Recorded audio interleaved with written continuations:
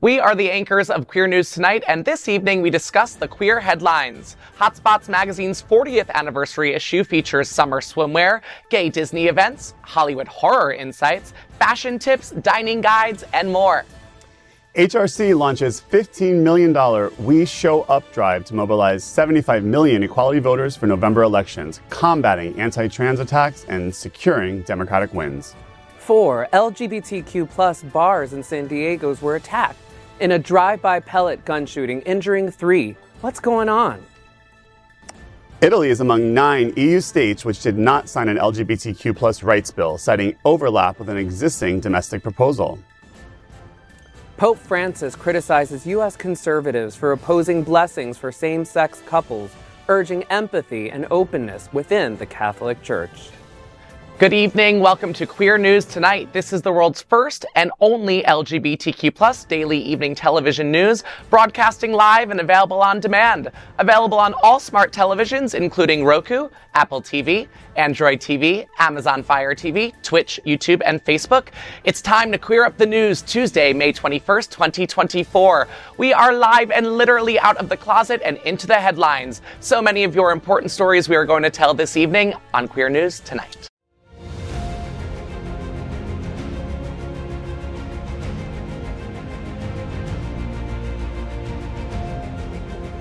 This is the world's first live daily LGBTQ evening news show, literally out of the closet and into the headlines on Queer News Tonight. This is the world's first and only unedited live LGBTQ+ evening news show. Whatever happens unique in LGBTQ+ news, you're going to hear it and see it. HOTspots Magazine, Happening Out Television Network, is a nonprofit 501c3 media company in the same model of PBS and NPR, but designed for the LGBTQ+ community. Our mission is to support the 11 pillars of our LGBTQ+ community. We want to inform and educate the key issues of our queer culture, the Black community, Latino, lesbians, and queer women, trans, students and youth, seniors, HIV and AIDS healthcare, business, social justice, and faith. Help us support our community. We are part of one of the largest LGBTQ+ nonprofit media companies in America, HOTspots Magazine and Happening Out Television Network. In 2024, our magazine is celebrating 40 years of the LGBTQ+ experience, and our television news, talk, and entertainment shows support our mission to educate the LGBTQ+ and broader community. Let's meet tonight's anchors at Queer News Tonight. Let's welcome Jino Arielly. Jino is the bass player for the indie rock band At the Starlight. Jino has been playing bass for over 30 years and is producing the band's debut album. Jino, it's so great to have you at the table. At the Starlight presents Indie Pride 2024, a safe space to celebrate the LGBTQ+ community with 5 bands, vendors, artists, and more. This event is on June 22nd. Tell me what's happening. So my band At the Starlight wanted to do something for the community, and we gathered 5 bands and lots of vendors. And this is going to be the first ever, Pride event in Dania Beach. And it's going to be a lot of great music and, a lot of fun. Well, so congratulations. I will be there with bells on. Congratulations on being a pioneer in the first Pride for Dania Beach. That's incredible. We're happy to have you. Thank you. Let's welcome back anchor Jeff Oliverio. He is a financial advisor and certified financial planner with Truist Wealth in Fort Lauderdale. Jeff is one of the founders and president of the Hollywood LGBTQ+ Council. He has served as co-chair for the National LGBTQ Task Force Gala since 2021. Jeff, it's always a pleasure to have you here. My Hollywood Pride and the Hollywood LGBTQ Council are holding Circle of Pride networking event on June 5th at the Sunset Club Rooftop Bar and Lounge. Tell me what's happening. So to kick off Pride Month in Hollywood, we're going to have our annual flag raising, which will be in the afternoon at City Hall with the City Commission and the Mayor. And then we're going to follow that up that night with a networking event with the Hollywood Council, My Hollywood Pride. And we're also partnering with the Humanity Project, which is another organization that focuses on anti-bullying. So it's going to be a little networking, some light bites, some drinks, good friends, and some fun on the rooftop on the beach in Hollywood. And a great message, yes, too. We love absolutely. that. We need need more networking events here in South Florida, so I welcome them all. Let's welcome back anchor Dr. Julio Capo Jr., a board member of the Stonewall National Museum, Archives, and Library. He's a history professor at Florida International University and the author of the book, Welcome to Fairyland, Queer Miami Before 1940. Julio, the World AIDS Museum and Education Center is hosting a grand opening of the Sports and HIV/AIDS exhibition on June 26th. Tell me what's happening. Yeah, I love WAM. WAM is World AIDS Museum, WAM for short. And they are just doing incredible work. They do so much community-based work. They're a global space that is, they're always thinking about HIV/AIDS and preserving HIV/AIDS history on a global scale. But this is a new exhibition that's opening June 26th. Where they got a local artist, Jerlin's Cherry, to do this really awesome new work about sports athletes. Sports people who are athletes who have deeply impacted the stories of HIV/AIDS and our histories. And check it out. Check out all the work that WAM is doing. They're killing it. Especially those sports people. The sports people. Let's welcome Alex Morash. Alex has written for The Advocate and served as editor-in-chief of Options magazine. He has also served as media director of the National LGBTQ Task Force and press secretary for the Florida Democratic Party. Alex, it's your first time at the table. Welcome. We're so happy to have you. Thank you for having me. It looks like a fun crowd. Absolutely. Looks can be deceiving. Don't be fooled.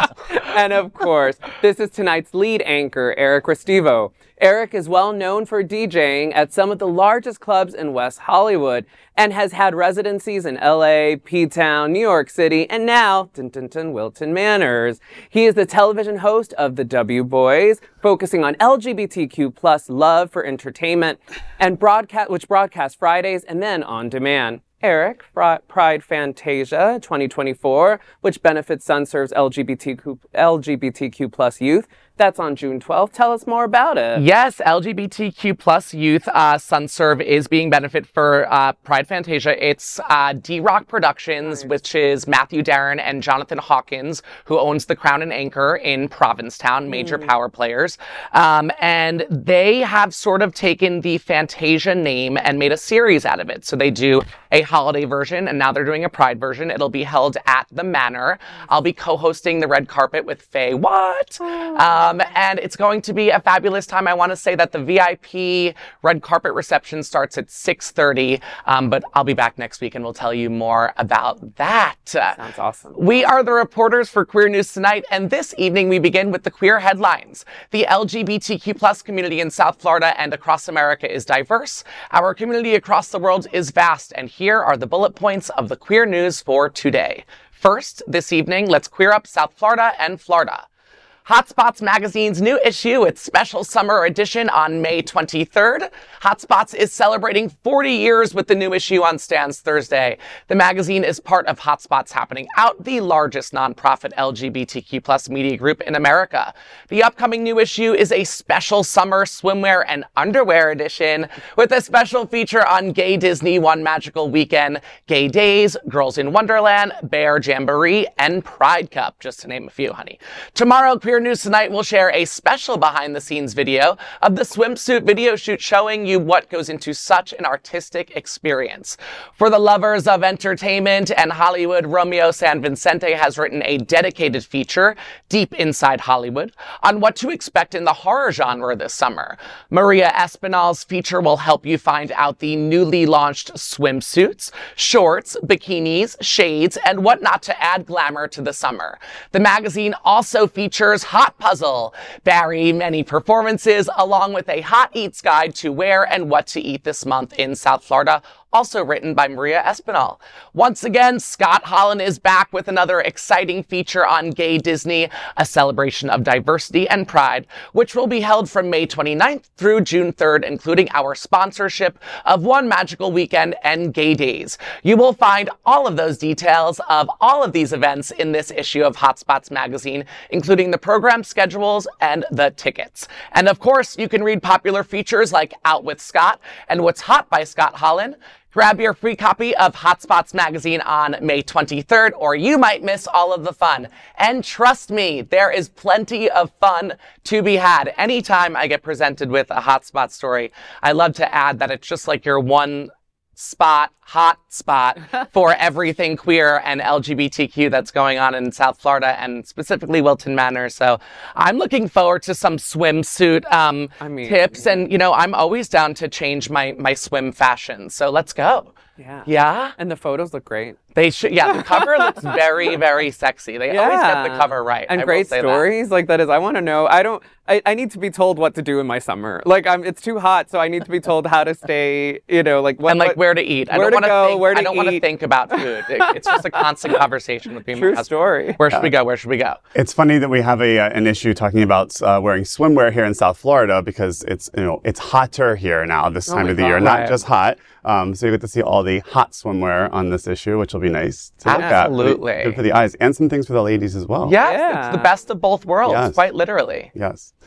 Next, let's queer up the USA view. HRC launches $15 million campaign to mobilize equality voters to support Joe Biden. The Human Rights Campaign recently announced the launch of a $15 million initiative, We Show Up, Equality Wins, aimed at mobilizing 75 million identified equality voters ahead of the November elections. This effort seeks to combat anti-trans attacks and secure significant victories for Democrats, including the re-election of President Joe Biden and Vice President Kamala Harris. HRC's strategy includes field programs, events, and advertising in 6 key battleground states: Pennsylvania, Arizona, Michigan, Wisconsin, Georgia, and Nevada. Studies show the number of equality voters has grown from 62 million in 2022 to 75 million in 2024.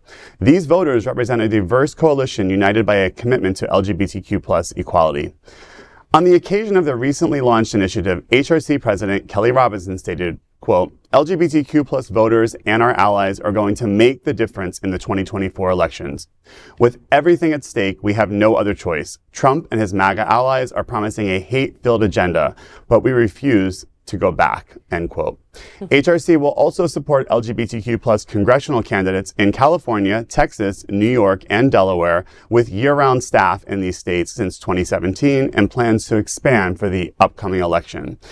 It can't go, obviously, without an episode that I get to be on about saying how important it is to vote in this upcoming election. Yep. I know, working alongside with the task force, again, focusing on their Queer the Vote initiative again, this cycle. And I like that they're highlighting, of course, the national elections. One of the things I think is also important is to make sure that voters out there are looking at the, again, from everything from school board to city commission. I know in Hollywood specifically, we have a MAGA ally running in the city commission race this year who ran 2 years ago, that I was very involved in that race. So, don't just look at the top of the ticket. And I hope the HRC comes in here and helps support our Senate candidate, Debbie Murkosel-Powell, who may have a very good chance of unseating Lex Luthor here in Florida.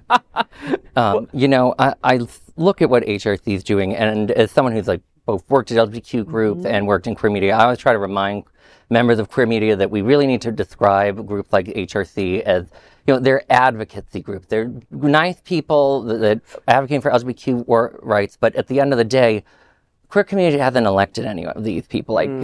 Kara Johnson at the task force, love her. No one elected her to anything. And, there are membership organizations like state parties or DSA that they elect their leadership.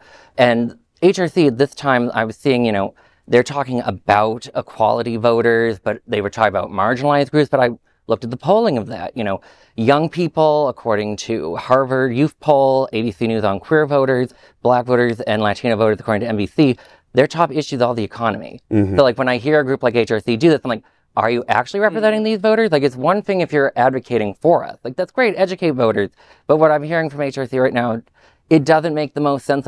Where are they getting the money? Why are they picking these states? What's going on with that? Good question. Those are super important questions, and I think you're right. That is, I was also like Jeff, and I was also thinking, one, I wish I saw Florida on that list, because I don't think Florida's a lost case. We're here in Florida, I should just note. So that is, I'm constantly thinking about Florida, and I don't think Florida's a lost cause. And too many people are thinking about Florida as just kind of now become a very clear tomato red state or something, that is tomato red, super red. That was a weird way of saying. HRC has donated to Equality Florida in the past. I just don't know if this 15 million will include that. It didn't include it in the story. That is, it wasn't among the 6 states that they're focusing their energies on. But it's not a lost cause. And I just think, that's all for me to say. it's only going to make a difference if LGBTQ voters show up at the polls, right? Like, and that's your point, Jeff. Right? I always go back to, Florida has not always been a just red state. It has been a swing state for so long. It was blue for many years, so I agree with you. I don't think it's, something lost. But I will tell you this, as someone who I do music and entertainment, that's my life. As someone who I get a headache from too much politics, although I know the importance of voting, and I hope everyone at home knows how important it is to get out and vote. I didn't even know that this group called the Equality Voters existed. So seeing a jump and an increase feels like a small win. Is it not a small win? Like, should I not be celebrating that, or should we? Well, I think it's a terminology of saying that someone is identifying as an equality voter. It's not like any kind of... It's not like an actual polled... To be clear, HRC created the... Yes. Like a brand. I didn't want to say that, but yes. But they didn't go around and get actual results, is what I'm saying. I'm not afraid to say it. I'm just asking, because I know that's a fair question. Yeah. That's sort of like the question that I had with HRC about representation versus advocacy, and why we as queer media need to like really hammer in, like, HRC, we like it, but like you don't represent the community, you're advocating for it. And that's a difference that we sometimes forget in queer media. That's a great point. And, looking at it, like, I hope that they do some more to tell us, like, what their plan is in these 6 states. Because I did look at them, like, some of these states, like Michigan, I kind of get why they're going in Michigan, but at the same time, like, as someone who's, like, Michigan's going to be won on economic and foreign policy issues. I don't think equality is going to be the Michigan thing. But Florida, there's this, Julio, you made this great point. Abortion's on the ballot here. Yeah. Social issues they're on the ballot. And the numbers are really close. Here? Like, really close. Really close. Really. Like, that is, like, people are not, the Zieglers of the world does not Florida make. Like, that is, like, that Florida is actually pretty diverse. And so too are its voting. If I may, the bottom line, I think, is everyone has to go out and vote. Like, you can't afford to sit this one out. You have to go and vote for Joe Biden. Well said. I said it. Next, let's queer up gay culture. Drive-by pellet gun attack targets LGBTQ plus bars in San Diego. This week, 4 LGBTQ plus bars in San Diego have been targeted in a drive-by pellet gun attack, leaving 3 individuals injured, including one who had to be hospitalized. The attacks occurred at the Rail Bar, Rich's Nightclub, number 1 Fifth Avenue, and Peck's, according to KFMB-TV. Eddie Reynoso, a host at Rich's Nightclub, was hit in the eye. Recalling the incident, Reynoso said, quote, "I get hit directly in the eye. I feel something kind of like explode, almost like something popped. In my mind, I thought, I just got shot through the eye, and my eye just flew out," end quote. Rich's Nightclub has reportedly been targeted in similar incidents before. The police are investigating the motives in assailants, who are currently unknown. The vehicle involved was seen slowing down as occupants fired and possibly recorded the attack. The Rail Bar patron Eisen Carso expressed his dismay, stating, quote, "This is obviously a safe space. So the fact that people can just come in from outside and make it feel unsafe is just unfortunate. Something can go wrong really, really quickly, and it could have major effects on multiple people," end quote. The National Coalition of Anti-Violence Projects notes nearly 60% of bias-motivated homicides against LGBTQ plus people are done using guns.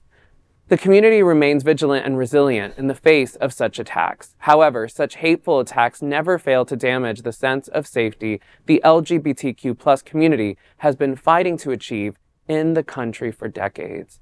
Goodness, this is a hard story to read. And I have to say, I'm sure everyone in this table and beyond, that is those at home listening and watching, this resonates with so many of us. That is the fear where I will slightly have a kind of contention. I don't think I personally have ever understood gay bars as safe spaces.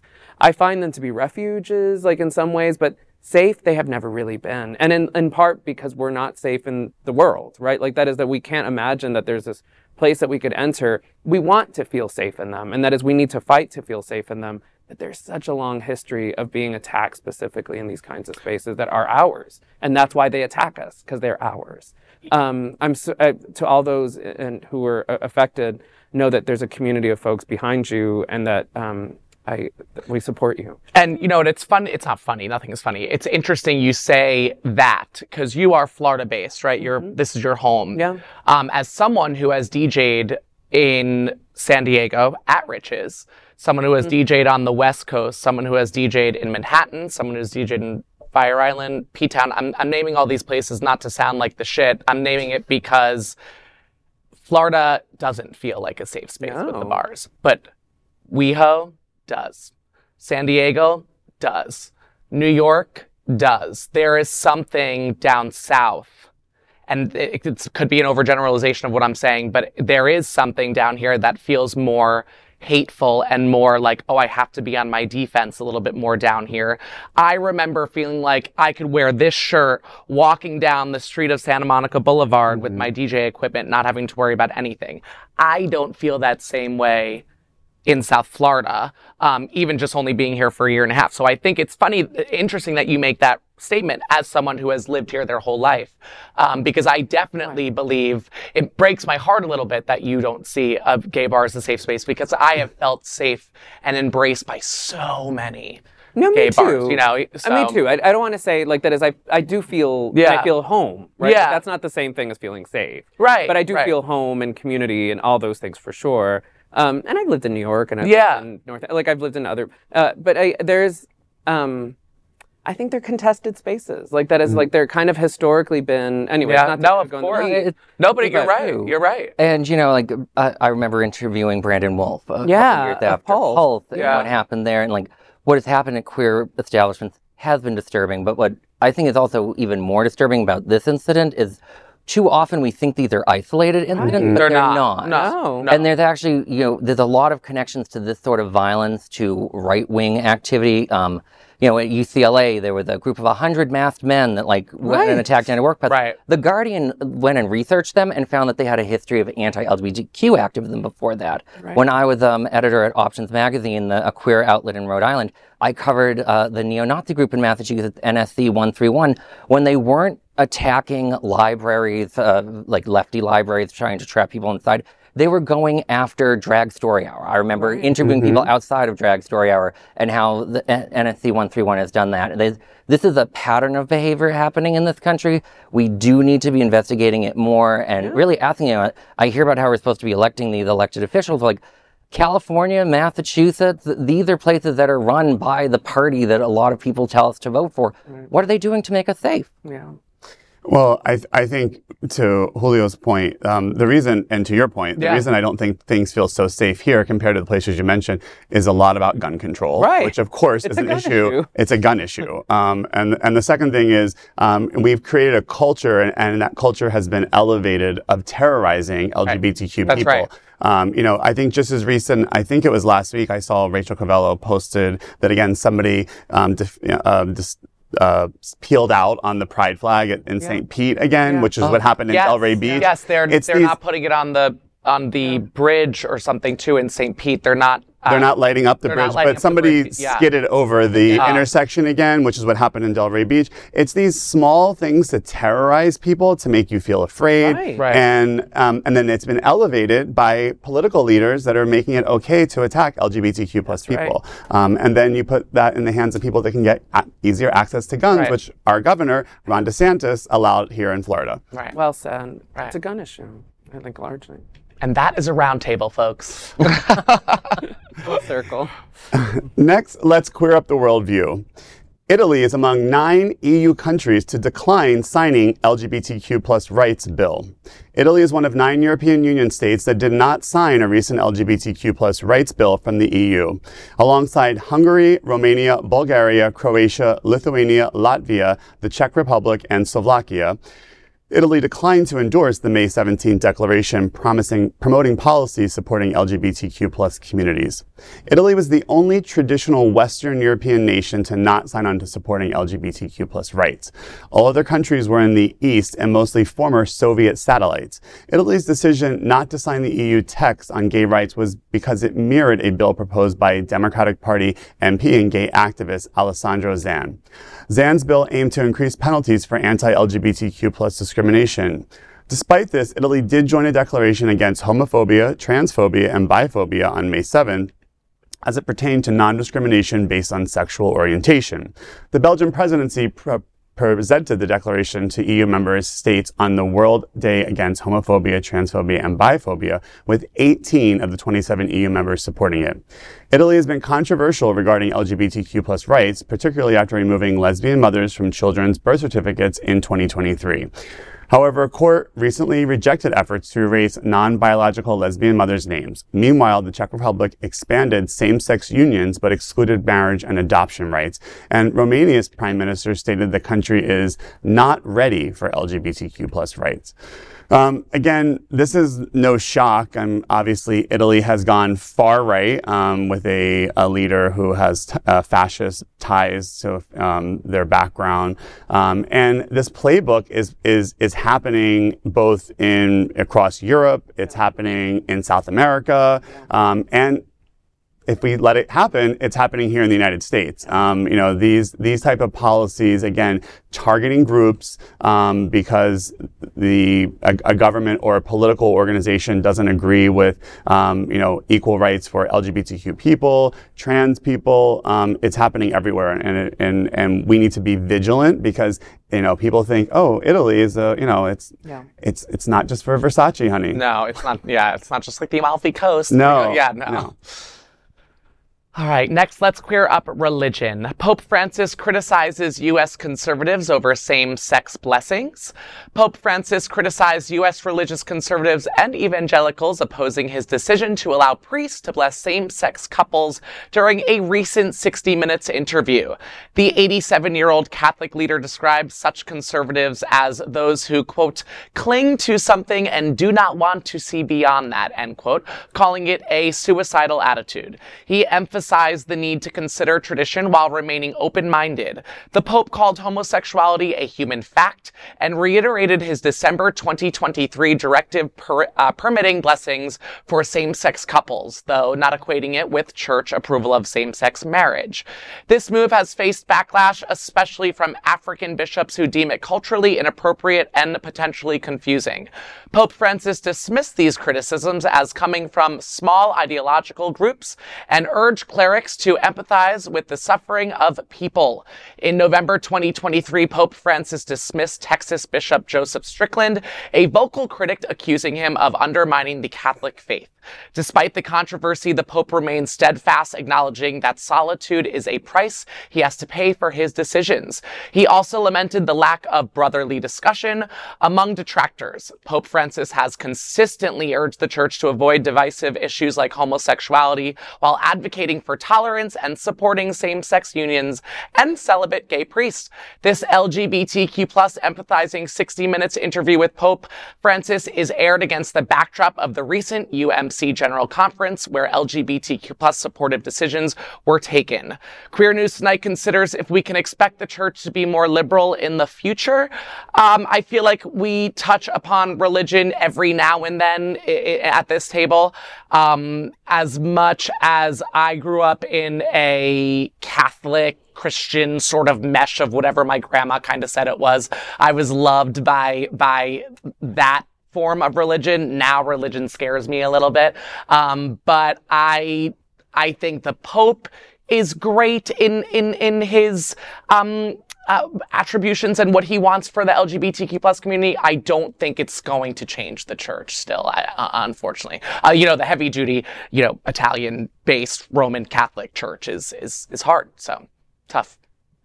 I just always enjoy reading translations of what he says because he's always a very frank individual. I would love if in America people called conservatism suicidal, and dismissing it as this itty-bitty group. I'm like, so like if you're at home and you're like, how do I deal with like my Catholic family? Like, oh, well, the Pope says being conservative is suicidal. He says, oh, you're just an itty-bitty group anyway. Like, that's awesome. I hope we do that more. That's pretty radical. Got so many of those itty-bitty groups against him that it's too many itty-bitty groups, I mean, the reality for the Pope and for many organized religions religion is on the decline. Right. And so In general, very much so. the more that you eliminate people that can be part of the church, that's suicidal for the future of the church. I think the study came out, I read a story about that the fastest growing voting group here in the United States are non-believers.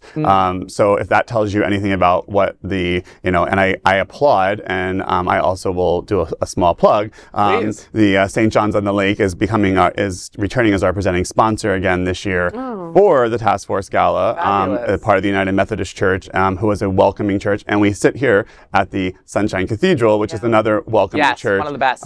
So I think we have to look towards religion for places where people can find home and fellowship and comfort in places that actually respect you. And agreed. Well said. I, as a raised very deeply Catholic, I'm no longer Catholic and I'm no longer religious, but I was very deeply Catholic. I want to find that optimism. Yeah. That is, it also was a space for me in other moments of my life that was not necessarily for me religious, but where community and fellowship and it's something that there's no kind of atheists in foxholes when I'm when I'm on a plane and suddenly it's kind of like there's a lot of turbulence. I find myself doing the sign of the cross. And I'm like, oh my God, what did I do? And that is, I too would like to see people who can find a home in the Catholic Church. And Pope Francis is really is doing incredible work. That is sassy. I love it. It's radical. What he's doing is radical. It's nothing short of radical. It is. And it needs to be said. And it needs to just keep happening.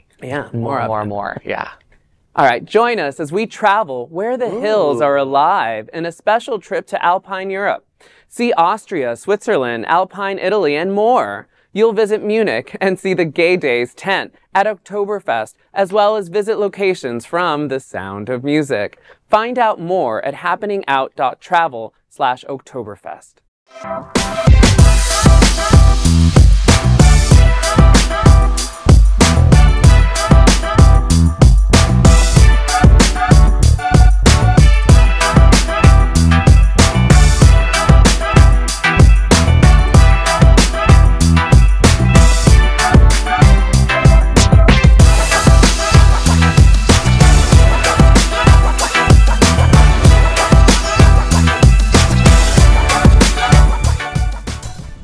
Next, we are proud of our special partnership with Sunshine Cathedral, the world's largest queer church here in Fort Lauderdale. Supporting that partnership, we are broadcasting from our permanent set here at Sunshine Cathedral at the Happening Out television studios.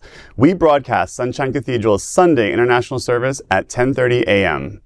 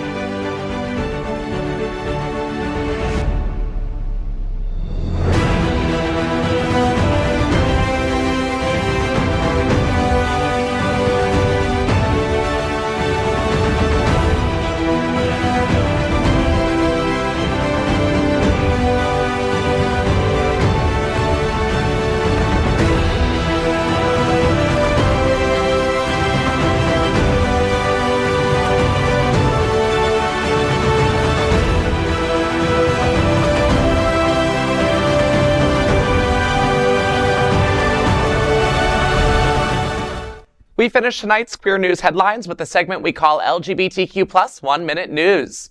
LGBTQ+ 1 Minute News. Let's queer up gay culture. Christian and Bridget Ziegler's court battle gets more scandalous. Christian and Bridget Ziegler fought to prevent the release of details about their libertine sex lives in court. However, a new police report revealed that Bridget Ziegler, co-founder of Moms for Liberty, directing her husband to find threesome partners at Sarasota bars. Arguments in court escalated with advocates pressing for the disclosure of all evidence, including Christian's controversial F-list, documenting past partners. The first thing I want to say, and the only thing I'll say, is that maybe she just couldn't spell right. And that is like, maybe it was never Moms for Liberty, but Moms for Libertine. So witty. So witty. I love a threesome. I hate the Moms for Liberty. I can't. There's nothing about it for me. All I can say is this is the worst fan fiction I've ever heard. I think anyone that had sex with these two is on the F list. Disgusting. Yeah. Oh, good boy. Not the good F list. No. Below the date list. LGBTQ plus 1 minute news. Let's queer up gay culture. Elon Musk's Twitter blacklists the use of cis and cisgender.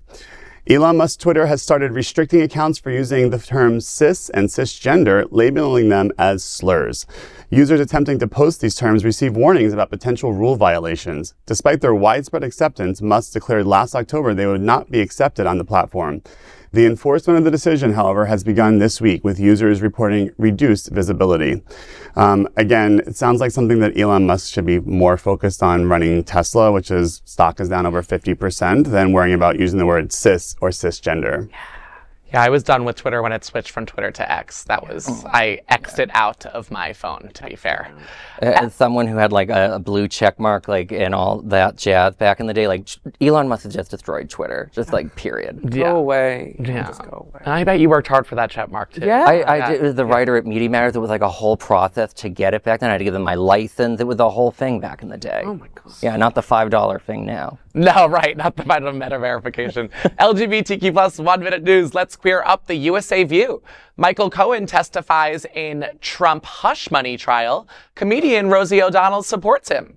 Michael Cohen recently testified in Trump's hush money trial, revealing that he paid Stormy Daniels $130,000 to silence her about an alleged affair. According to his testimony, this money was reimbursed by Trump and was falsely recorded under legal expenses.